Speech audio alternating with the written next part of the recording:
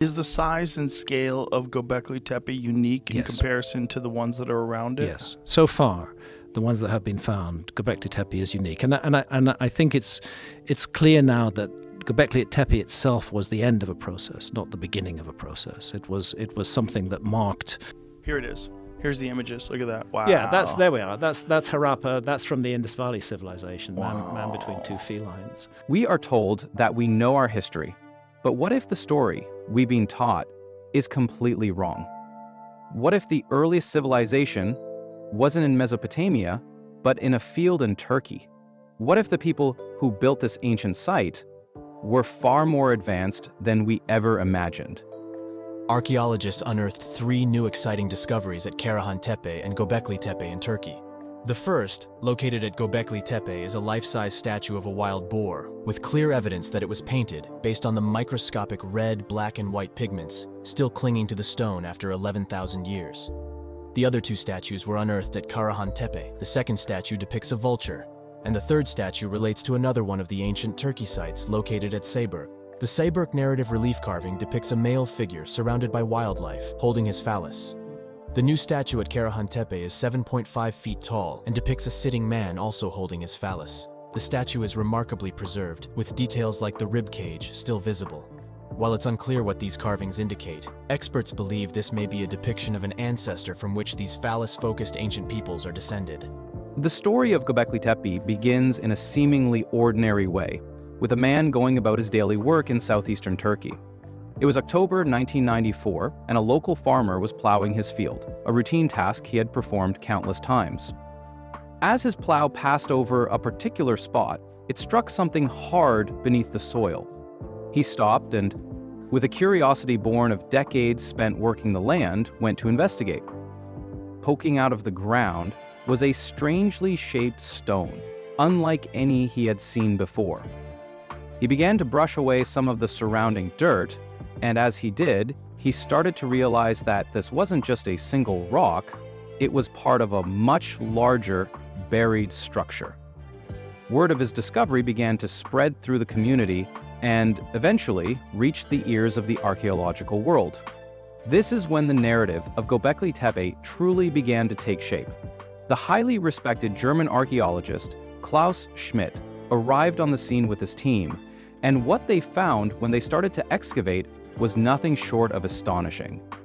It was a discovery that would, in time, challenge many long-held beliefs about the origins of human civilization.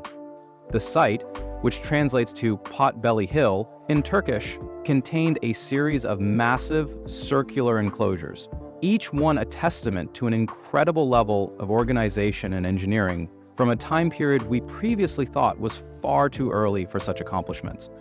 As Schmidt and his team continued to dig, they unearthed 4 of these circular enclosures, a sprawling complex covering an area of around 4,000 square feet. The most striking features of these enclosures were the huge monoliths and T-shaped pillars that formed their perimeters. The scale of these stones is what really grabs your attention. They weigh between 40 and 60 tons, with some of the taller pillars reaching a height of up to 20 feet, or about 6 meters. The sheer physical effort required to quarry, move, and erect these stones is difficult to comprehend even with modern technology, let alone with the simple tools we assume were available to people living over 11,000 years ago. But the size and weight of these pillars are only part of the story. The arrangement of the structures is equally, if not more, fascinating. It was soon discovered that all 4 of these massive enclosures were aligned with incredible precision to the brightest star in the night sky, Sirius. This alignment suggests that the builders possessed a deep and sophisticated understanding of astronomy, a fact that raises immediate questions about the common theory that primitive hunter-gatherers were the ones responsible for the site. When you think about the conventional picture of our ancestors from this era, our school teachers would often describe them as people who were just beginning to emerge from the last ice age. Their tool-making abilities were believed to be limited to basic stone implements, and their lifestyle was focused on survival through hunting and gathering. This is where the theory begins to feel strained. How could these primitive people, who we imagine were preoccupied with finding their next meal, have developed the advanced knowledge of mathematics and astronomy necessary to align an entire complex of massive stone pillars to a specific star. The knowledge of celestial movements required to pull this off is something we typically associate with much later civilizations, not with people who we believe were living in a pre-literate, pre-agricultural world. And it's not just the astronomical knowledge that presents a problem. There's also the logistical challenge of building the site itself. The nearest limestone quarry from which these enormous pillars would have been cut is located at the bottom of the hill. To transport a single one of these 40 to 60-ton monoliths to the peak of the hill would have been a monumental undertaking. It's been estimated that it would have taken at least 50 men working for a full week just to move one of these pillars into place. And all of this would have been accomplished without the aid of the wheel, an invention that would not appear in human history for another 4,000 years. This is a very difficult feat to reconcile with the image of a simple hunter-gatherer society. While it's not impossible that people with only stone tools could have accomplished this, the intricate carvings found on the pillars offer another perspective.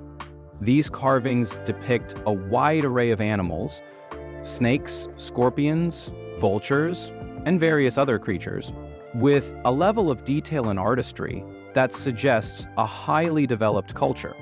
This level of artistic expression, combined with the astronomical and engineering prowess, paints a picture of a people far more sophisticated than the hunter-gatherer stereotype we have held for so long. Further complicating the hunter-gatherer theory are the results of the radiocarbon dating conducted by Klaus Schmidt. The dating claimed that the monoliths were built approximately 11,600 years ago. This date is absolutely mind-boggling when you consider the accepted timeline of human history.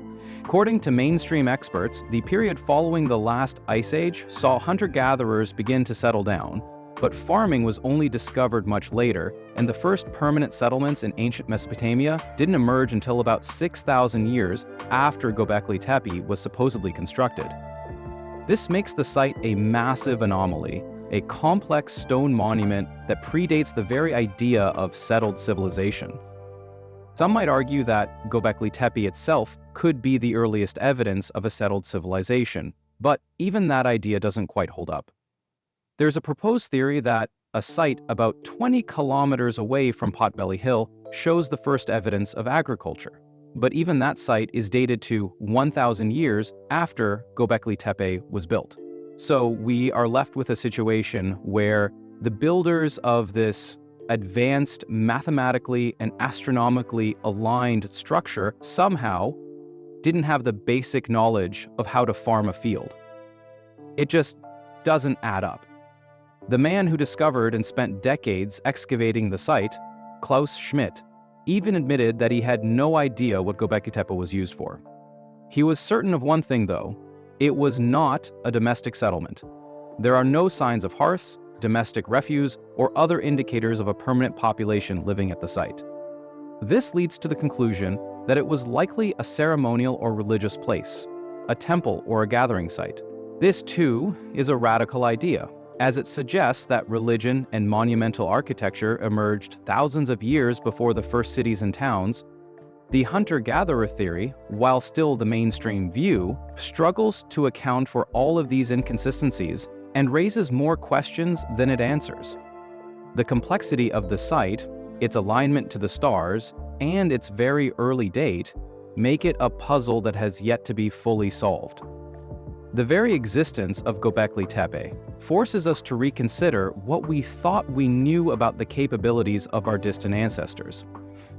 Now let's shift our focus to a completely different theory, one that suggests the builders of Göbekli Tepe were not primitive hunter-gatherers, but rather a sophisticated, lost ancient civilization. This theory gains traction when you consider just how little we actually know about this place. After all, Göbekli Tepe has only been known to the archaeological community for a little over 50 years, and in that time, only a fraction of the site has been uncovered. The area itself, however, has been steeped in tradition for centuries. For example, if you look at the top of the Potbelly Hill, you'll find a tree that local communities have used for a ritual where they walk around it several times with a piece of cloth, which they then tie to one of the branches. Each cloth represents a wish, and this practice seems to point to some kind of ancient mystical belief that has persisted for a very long time, long before archaeologists ever arrived. It's also worth remembering that Göbekli Tepe is approximately 6,000 years older than Stonehenge, another site that many people believe was a place of mysticism, which has led some to claim that Göbekli Tepe is the world's oldest temple. This all points to a deeper question. How can anyone be certain of what this site is when only about 10% of it has been excavated? Geophysical surveys of the area have indicated the presence of at least 20 or more large enclosures buried beneath the ground, still untouched.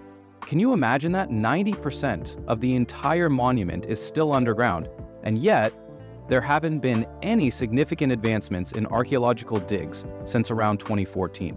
This is a perplexing situation. How can we make a solid conclusion when so much of the evidence remains hidden? Out of the 43 pillars that have been excavated so far, certain features have led people like Graham Hancock and other guests on podcasts like Joe Rogan's to propose that Göbekli Tepe was built by a lost ancient civilization. The primary evidence for this theory lies in the intricate and highly detailed carvings on the pillars.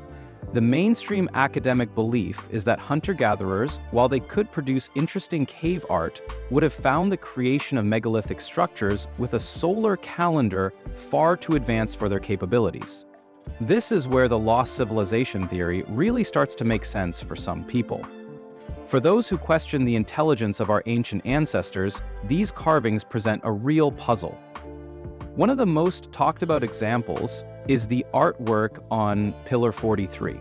Back in 2017, researchers proposed that certain carvings on this pillar, often referred to as the vulture stone, were trying to record a catastrophic event, a comet impact around 10,840 BC. This date, while still subject to debate, aligns with the Younger Dryas impact hypothesis, which suggests that a comet struck the Earth at that time, triggering a period of rapid global cooling.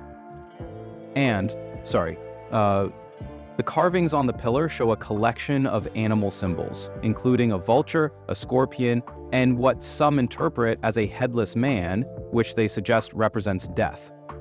The arrangement of these symbols, according to the researchers, corresponds to star constellations, with the entire composition acting as a kind of timestamp for this cosmic event. While this is a highly speculative theory, it speaks to the sophistication of the carvings and the potential for a deeper, astronomical meaning that goes far beyond simple artistic expression.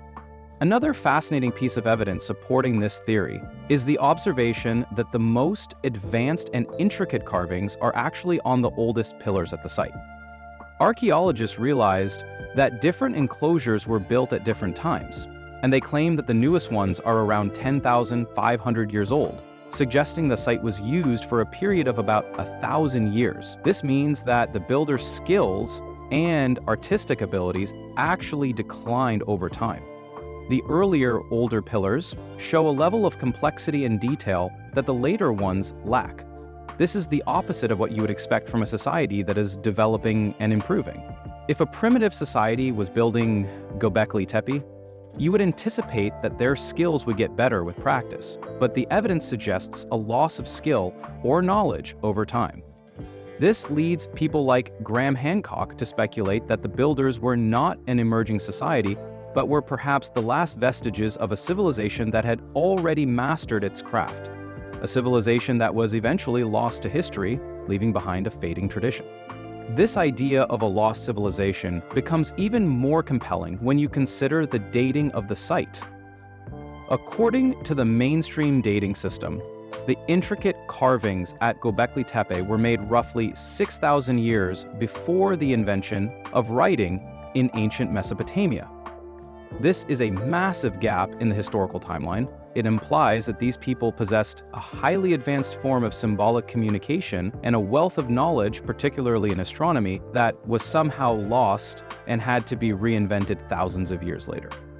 The intricate depictions of constellations, as seen on Pillar 43, for example, which points to the Scorpius constellation, are seen by some as a visual library of astronomical knowledge passed down from this lost civilization.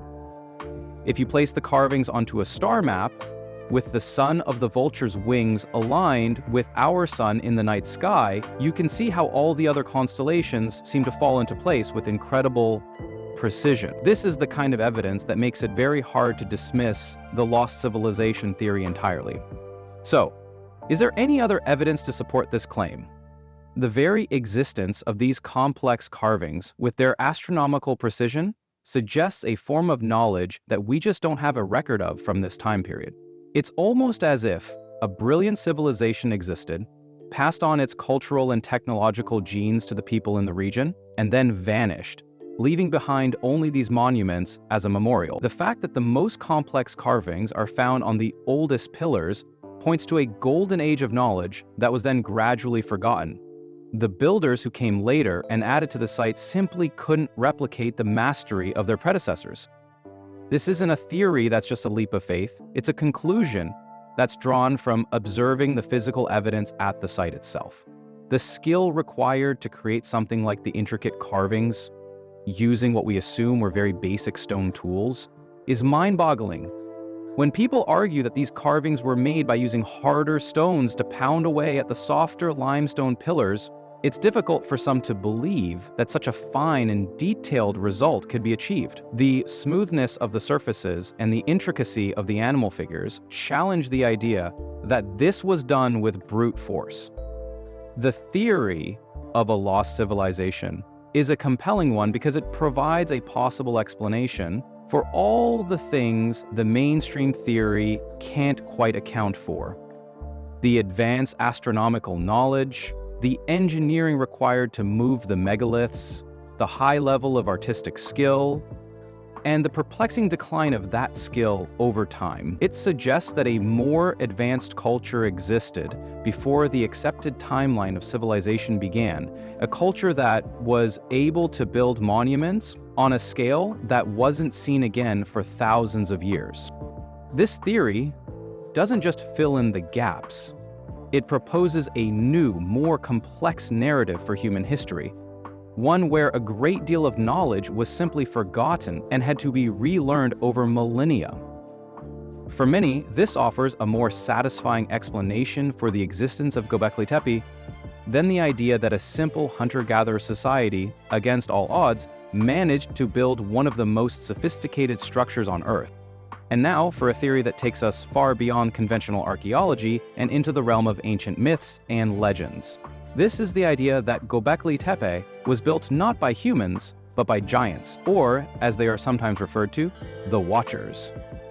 No one can deny that whoever built this site existed in what we would call an antediluvian period, meaning they lived before the worldwide flood that is a central part of so many ancient cultures and is also mentioned in the Bible. It's a recurring theme in the stories of nearly every ancient civilization, the memory of a great deluge that wiped the slate clean. These same cultures often speak of huge, powerful figures who once roamed the earth during this time. This is a theory that we've explored before in videos about other antediluvian structures like Stonehenge, the Callanish stones, and the Great Pyramids. In those discussions, the idea that giant-like creatures or watchers might have been responsible for these impossible constructions was something that many people found compelling. After all, if you study the Bible and ancient accounts from cultures all over the world, it's not hard to imagine that these colossal beings existed. And if they did, it would provide a simple and elegant explanation for how some of the world's most impossible structures were built. It would certainly make more sense than the idea of a prehistoric society with stone tools managing to accomplish such monumental feats. What's particularly interesting about Göbekli Tepe in this context is that it's even older than all of those other antediluvian structures. Many archaeologists claim it's the oldest known monument on Earth.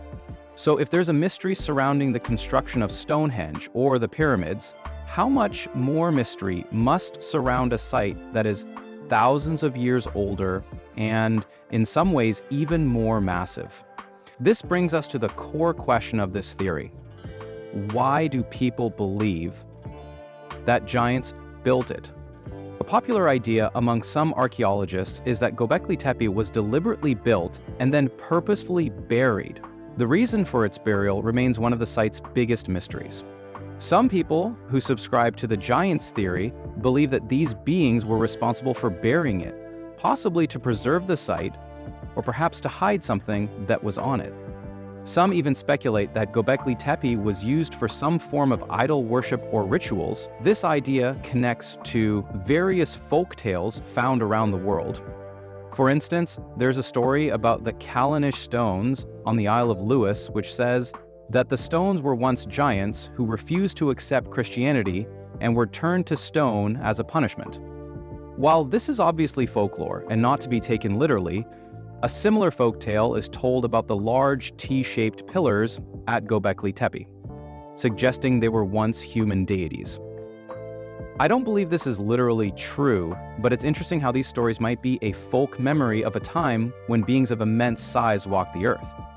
It's a plausible explanation for the building of Göbekli Tepe, suggesting that some kind of massive creature, like a giant, was involved. The unavoidable conclusion, when you look at the physical evidence, is that Göbekli Tepe is a truly epic construction. It is 7,000 years older than the accepted date for the pyramids, and twice as old as Stonehenge. What's more, it's 50 times larger than Stonehenge, spanning an impressive 20 acres.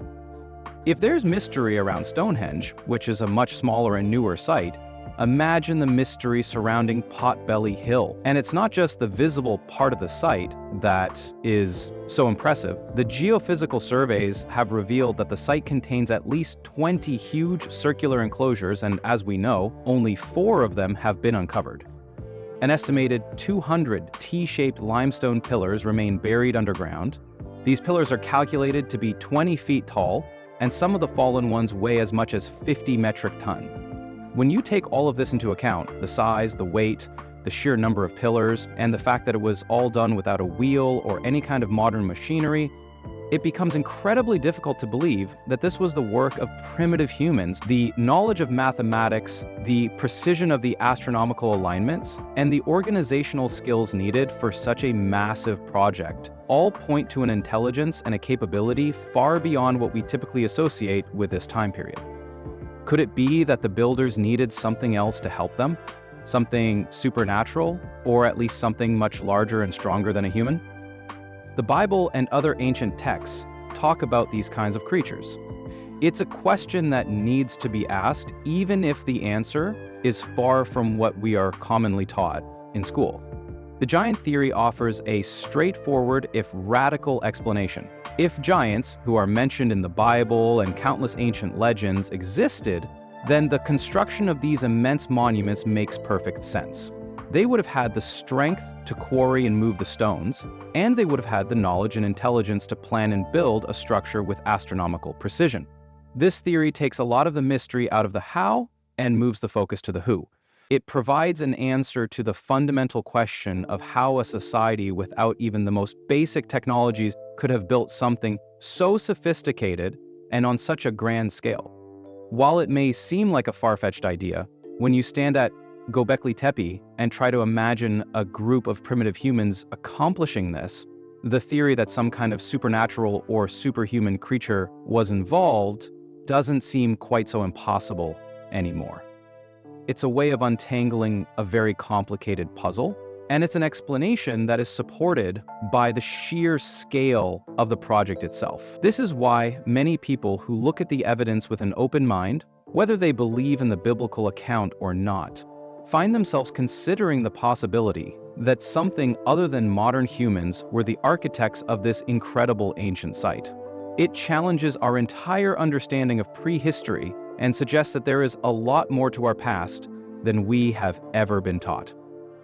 This theory doesn't just focus on the builders, but also on why the site itself has been handled in such a peculiar way. According to this perspective, there's a possibility that the excavation of Göbekli Tepe has been deliberately slowed down. How can such a statement be made? Well, the official owners of the site have, at various times, planted a large orchard of protective olive trees over the area, a move that left many in the archaeological community deeply concerned. You can imagine the outcry when thousands of trees were planted over what is believed to be the oldest structure on Earth. As we've already discussed, 90 to 95% of the site is still hidden underground, and the roots of these trees are known to be highly destructive. They can grow through stone and concrete, which would surely damage or accelerate the decay of these ancient structures hidden beneath the earth. It is baffling why anyone would take such an action. After all, you don't need a degree in horticulture to know that tree roots are a major threat to underground ruins. This raises a very important question. Why are they doing this, and why has there been so little progress in excavating the rest of Göbekli Tepe? The fact is, no real archaeological advancements have been made since Klaus Schmidt first completed his excavations in 2014. It makes you wonder how we can be certain of anything about the site when so much of it remains buried. We have no idea what artifacts or discoveries might be hidden in the 90% that is still underground, and just one of those finds could be the greatest archaeological discovery we've ever made, explaining so much about our ancient history.